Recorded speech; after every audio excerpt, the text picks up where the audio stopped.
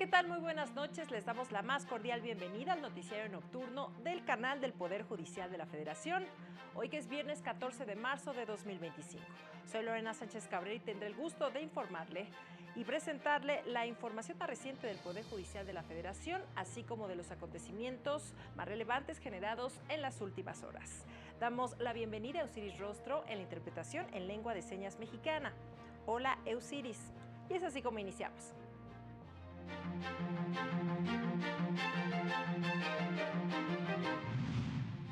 Delitos de lesa humanidad son imprescriptibles, estableció la primera sala de la Corte. Si fiscales no aportan datos de prueba, el juez está obligado a dejar en libertad al presunto culpable de un delito. Mujeres han normalizado la violencia que sufren, por eso no denuncian, aseguró la magistrada García González.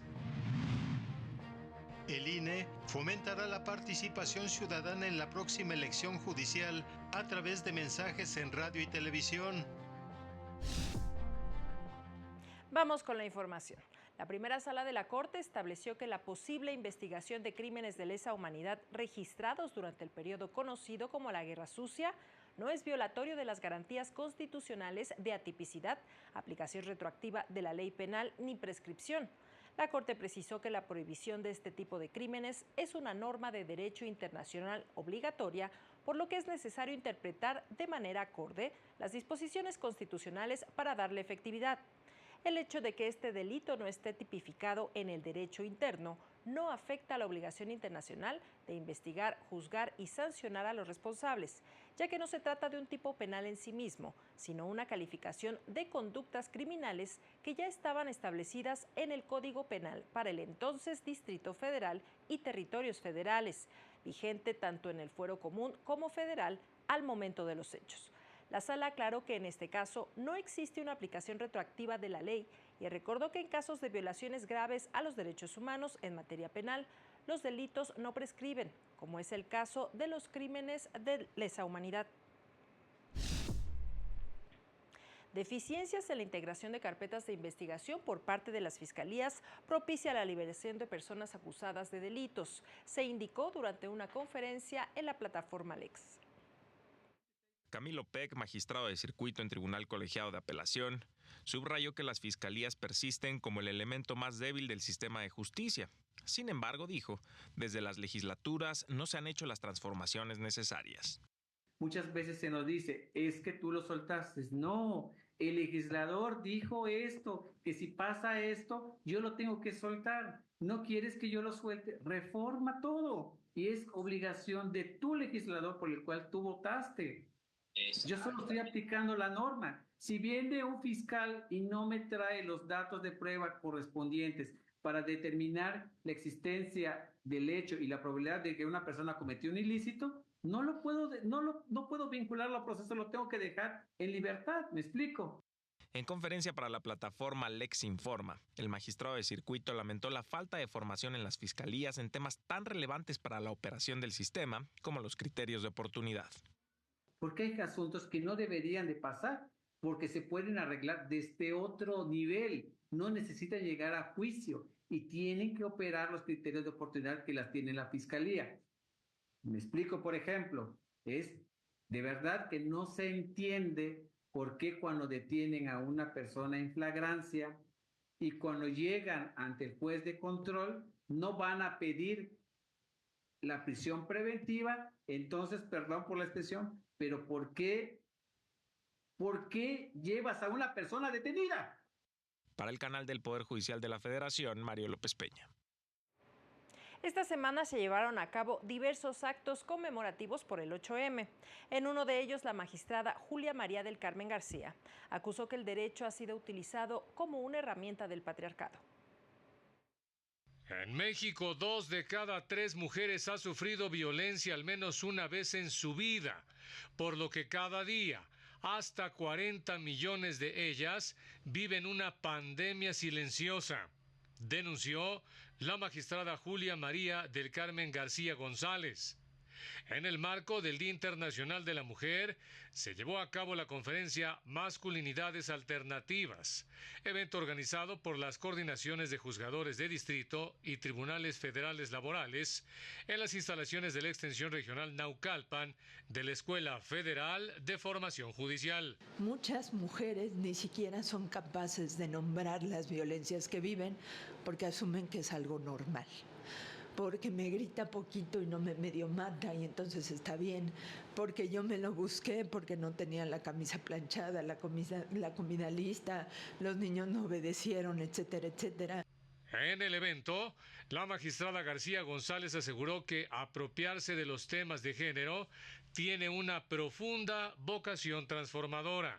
Y es una convivencia que se da no solo en lo individual, sino en lo familiar, en lo laboral, en el entorno donde están nuestras amistades, donde están las personas con las que cotidianamente convivimos. Asimismo, acusó que el derecho ha sido una herramienta de patriarcado, que ha funcionado en favor de un sistema masculino. Frente a ello, la magistrada consideró indispensable contar con un marco jurídico que garantice la identidad de género para poder acceder tanto a libertades como a derechos por igual. Para el canal del Poder Judicial de la Federación, Óscar González. El Pleno Regional en Materias Penal y de Trabajo de la región Centro-Sur con residencia en la Ciudad de México determinó que cuando se demanda una pensión por viudez es necesario exhibir la resolución de otorgamiento o negativa o, en su defecto, la solicitud correspondiente cuando el Seguro Social no dé una respuesta en el plazo razonable de 3 meses, criterio que se desprende de uno establecido por la Segunda Sala de la Corte, en el que determinó que si el promovente omite presentar la constancia de otorgamiento o negativa de pensión a la que alude el artículo 899C, fracción sexta de la Ley Federal del Trabajo, o en su defecto, la solicitud de pensión respectiva, ello tiene como consecuencia que no se integre de manera adecuada la litis, lo que lleva a la improcedencia de la acción intentada. Precisa que no obstante que esta decisión tuvo su origen en un juicio en el que se demandó una pensión por vejez, las razones que motivaron el criterio de la segunda sala son aplicables a los juicios en los que se demande una pensión por viudez. Y hoy se llevó a cabo la presentación del nuevo presidente de la Sala Regional Ciudad de México del Tribunal Electoral del Poder Judicial de la Federación. Una justicia electoral más accesible, eficaz y cercana a la ciudadanía es el compromiso de la nueva presidencia de la Sala Regional Ciudad de México del Tribunal Electoral del Poder Judicial de la Federación. En la presentación institucional, el magistrado presidente señaló que en su gestión trabajará por erradicar la violencia política de género. Esta Sala Regional ha realizado y seguirá haciendo todos los esfuerzos para potenciar la lucha por la erradicación de la violencia contra las mujeres. La afrenta que hoy se vive en cuanto a este tema en nuestro país debe ser objeto de lucha desde todos los flancos posibles. El jurisdiccional es fundamental. Indicó que bajo su presidencia se colocará en el punto máximo de la interpretación la dignidad humana, mejorarán mecanismos de acceso a la justicia con sentencias sencillas y procurarán el acercamiento con la sociedad con apertura a la opinión y a la crítica. En esta presidencia que inicia, el objetivo es sumamente claro. Debemos instalar una semilla que sea el germen que prepare las cosas para una nueva perspectiva de justicia. La designación del magistrado Ceballos Daza será vigente hasta que la persona magistrada electa en el proceso extraordinario de 2025 asuma la presidencia conforme a la normativa aplicable. Para el canal del Poder Judicial de la Federación, Laura Murillo. El Tribunal Electoral dio a conocer el proyecto del magistrado Reyes Rodríguez Mondragón, con el que propone resolver un recurso promovido por Morena en contra de la multa que le impuso el INE por 62,363 pesos por la afiliación indebida de una persona. El proyecto propone confirmar la sanción al considerar infundados e inoperantes los agravios del partido Morena, pues argumenta que el INE sí fundó y motivó su decisión. Además, el partido no acreditó que la afiliación de la persona afectada haya sido con su consentimiento. Momento de hacer una pausa, pero regresamos al noticiario nocturno de Justicia TV. Al regresar, Otorgan concesión de radio a Asociación Afromexicana en Guerrero.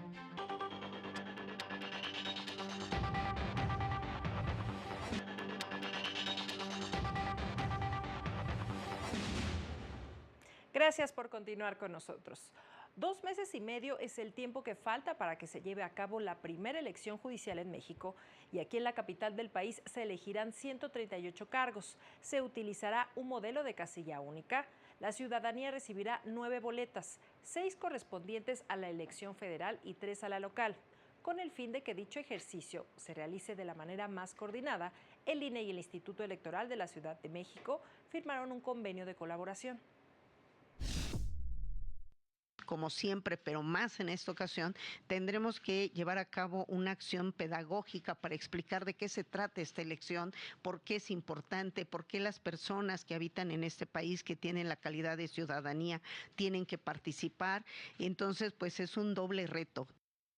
Indicaron que un gran reto será la realización de los cómputos de dichos comicios, que son las y los supervisores y capacitadores y capacitadoras electorales, haciendo este cómputo que, bueno, pues no nos llevará más que 10 días, ¿no? Hacerlo. Entonces, tenemos muchas cosas que explicar en lo público y creo que enfocaremos gran parte de las fuerzas ahí. En acatamiento a una resolución del Tribunal Electoral, el INE publicó el acuerdo que establece las características de la campaña de difusión relacionada con la elección judicial federal de junio próximo. Los mensajes que difundirá el INE a través de los tiempos oficiales en radio y televisión serán genéricos y tendrán el propósito de dar a conocer los cargos en disputa, el tipo de boletas que se utilizarán y fomentar la participación ciudadana en esta elección. El INE desarrolló 4 líneas temáticas para difundir el proceso. La primera de ellas tiene el propósito de posicionar la elección y los cargos a elegir. En el caso de las y los ministros de la Suprema Corte, se explicará el número de cargos a elegir y el alcance del cargo. Se hará lo mismo en el caso de los magistrados de la Sala Superior, salas regionales del Tribunal Electoral, integrantes del Tribunal de Disciplina Judicial, magistraturas de circuito y juzgadores de circuito, de distrito. La segunda línea temática fomentará en la ciudadanía el interés por conocer el micrositio, en el que se incluirá a todos los candidatos que participarán en la elección judicial.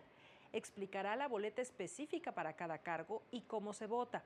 La tercera línea detallará las funciones generales de cada cargo en disputa, los tipos de recursos que resuelve y el periodo de duración en el cargo. Y la última línea se enfocará en invitar a votar por tipo de cargos de las candidaturas e informar qué derechos le garantiza a la ciudadanía cada uno de los cargos. En el Colegio de México, especialistas analizaron cómo evolucionaron los motivos para migrar, desde la intención de mejorar el nivel de vida hasta huir de la violencia. En 2024, México registró más de 925,000 personas en situación migratoria irregular, con una alta concentración en Tabasco, Chiapas, Baja California y Sonora. Durante un conversatorio sobre nuevas teorías de migración, organizado por el Colmex, especialistas destacaron la importancia de replantear las categorías tradicionales de migración, ya que los modelos existentes no siempre capturan la complejidad de los desplazamientos actuales. Para explicar sobre todo la migración laboral, ¿no? Generalmente económica, que hay diferencias un poco sutiles. Casi toda la migración laboral, o mucho de la migración laboral, tiene motivos económicos. Señalaron que la principal causa de la migración en América Latina y México es la económica, ya que factores como la falta de empleo, crisis económica y bajos salarios han impulsado a millones de personas a migrar en busca de mejores oportunidades laborales y estabilidad financiera. Sin embargo, la migración también está motivada por la violencia, inseguridad y la crisis política en algunos países como Venezuela, Nicaragua, Cuba y Haití. Si tratamos por lo menos de entender algo más allá solamente de lo económico y la dimensión X, o de lo laboral y lo económico más en general, pues creo que sería un buen avance para empezar. Recientemente, México otorgó 62,246 tarjetas de residente permanente y 48,985 tarjetas de residente temporal. Para el canal del Poder Judicial de la Federación, Rosy García. Y después de años trabajando por visibilizar la lucha de la comunidad afrodescendiente en México, Hoy este sector cuenta con un nuevo espacio para seguir alzando la voz.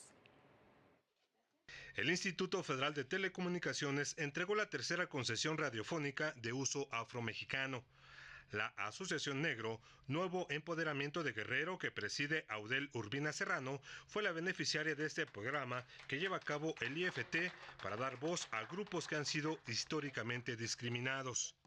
Pues la radio va a ser una herramienta que les va a permitir visibilización a las comunidades afromexicanas, y creo que estamos hablando de lo que se conoce como derechos llave.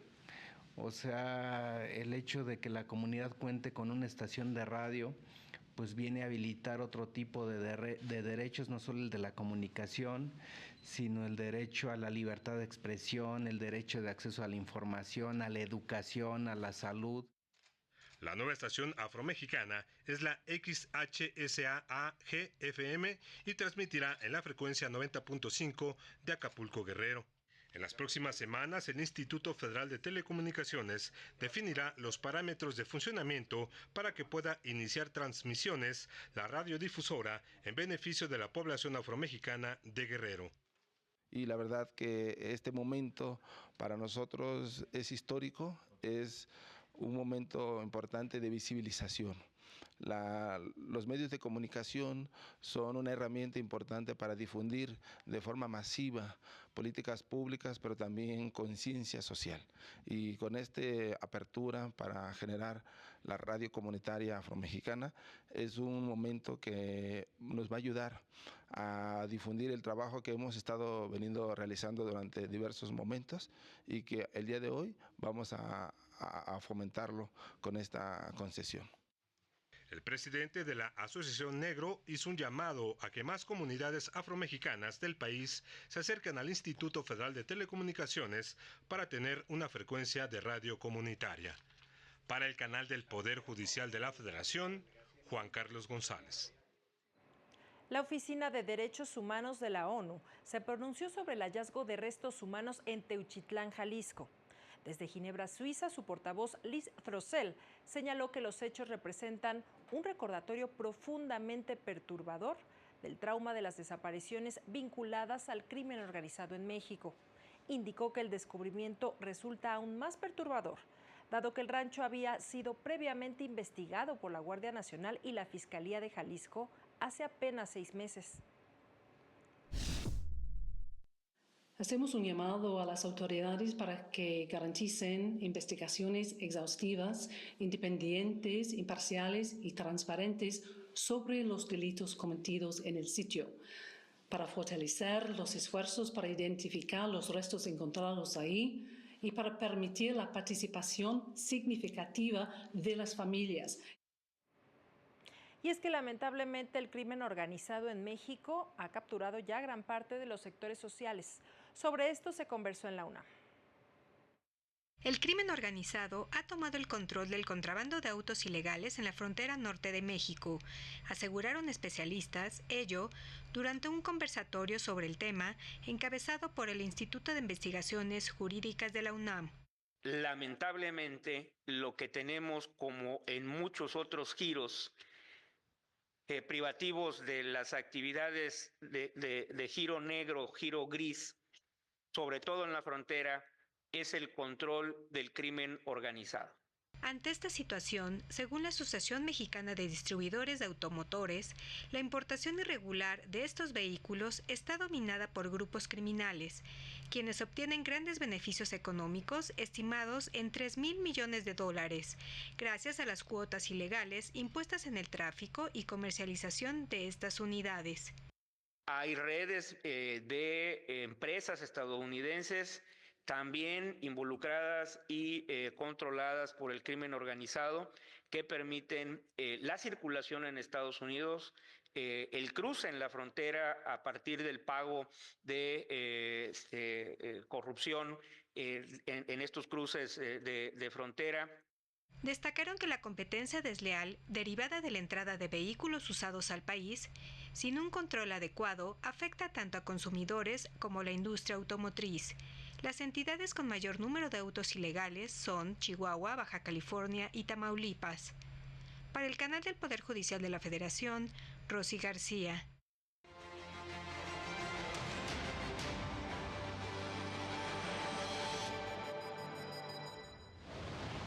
Un juez de control federal con residencia en Nezahualcóyotl, Estado de México, vinculó a proceso a 2 mujeres por mensajes de odio y discriminación en contra de una periodista, por lo que impuso medidas cautelares a las imputadas y fijó un plazo de 3 meses para concluir la investigación complementaria. En lo que va del mes de marzo, se triplicaron los incendios forestales en el país, al pasar de 17 a 44, afectando 20,000 hectáreas, entre las cuales se encuentran 6 áreas protegidas. Los incendios se registran en 14 entidades del país. Organizaciones de la sociedad civil demandaron al Congreso de Oaxaca rectificar la iniciativa de reforma al Poder Judicial que prevé la elección de personas juzgadoras mediante voto popular, pero eliminó la Sala de Justicia Indígena, lo que limita su derecho de acceso a la justicia conforme a usos y costumbres. Se estima que el Congreso de la Ciudad de México discuta el próximo 18 de marzo la iniciativa de reformas a la Ley de Protección Animal que permite las corridas de toros, pero sin generar lesiones, sufrimiento ni la muerte del animal. Con información de José Luis Guerra García para el canal del Poder Judicial de la Federación. Vamos ahora a Estados Unidos porque el gobierno de Donald Trump anunció una nueva investigación en contra de 50 universidades por presunta discriminación racial. Con ello pretende poner fin a los programas de diversidad, equidad e inclusión, que de acuerdo con el Departamento de Educación excluyen a estudiantes blancos y estadounidenses de origen asiático. A través de un memorándum, el Departamento de Educación de la administración Trump advirtió a los centros de educación que podrían perder fondos federales por imponer requisitos de acceso y otorgamiento de becas basados en la raza. Añadió que los estudiantes deben seguir siendo evaluados por méritos y no por logros ni el color de su piel.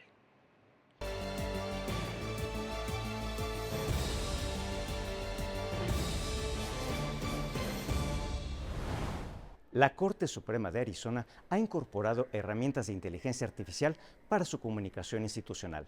Todos los detalles en el reporte sobre la magistratura en el mundo, que ustedes pueden consultar en la página web de la Suprema Corte de Justicia de la Nación, así como en las redes sociales de nuestro alto tribunal. Vamos a la información.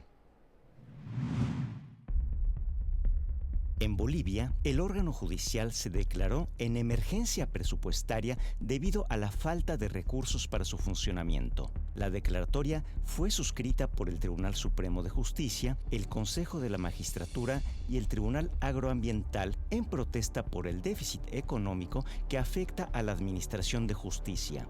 La crisis llevó a las 3 instituciones a abandonar la Comisión 898 encargada del seguimiento a las conclusiones de la Cumbre Judicial de 2016. La decisión fue tomada luego de que la comisión no aceptara priorizar una asignación presupuestaria acorde que garantice la independencia judicial. El presidente del Tribunal Supremo, Romer Saucedo, sostuvo: sin presupuesto sería irresponsable hablar de reforma normativa. Sería irresponsable hablar de creaciones de juzgados si ni siquiera tenemos el personal con el cual deberíamos contar. El Tribunal Europeo de Derechos Humanos resolvió que Bélgica debe indemnizar a una migrante que fue sometida a un examen para determinar su edad sin haber sido debidamente informada. Una ciudadana de Guinea solicitó protección internacional en Bélgica, alegando ser menor de 16 años y que había sido forzada a contraer matrimonio. Aportó documentos de identidad no legalizados. La Oficina de Extranjería expresó dudas sobre su edad y solicitó una prueba ósea a la que la mujer no se opuso formalmente. Tras la evaluación médica, se consideró que tenía aproximadamente 21.7 años, lo que llevó a su clasificación como adulto y su traslado a un centro para personas de su edad. Como resultado, perdió el derecho a la asistencia para menores. No obstante, obtuvo el reconocimiento de refugiada por la autoridad migratoria y pudo continuar su educación en Bélgica. Finalmente, la Corte Suprema de Arizona presentó a Victoria y Daniel, 2 portavoces de la Corte generados por inteligencia artificial. Según un comunicado, están programados para ofrecer explicaciones sencillas sobre asuntos jurídicos complejos. La presidenta de la Corte Suprema, Ann Scott Timmer, afirmó que, en el acelerado mundo digital actual, la gente recurre a videos cortos para obtener noticias y actualizaciones. Con estos reporteros generados por inteligencia artificial, cualquiera puede mantenerse informado rápidamente sobre las decisiones de la Corte, haciendo que la justicia sea accesible como nunca antes. La incorporación de explicaciones en video con Victoria y Daniel simplificará asuntos complejos para que las personas sin formación jurídica puedan comprender mejor lo que sucede en los tribunales del Estado. Para el canal del Poder Judicial de la Federación, Alejandro Anaya Huertas. Y como cada viernes le presentamos la agenda cultural para disfrutar este fin de semana largo en la Ciudad de México, así como opciones si no quiere salir de casa y quedarse, por supuesto, en nuestra señal.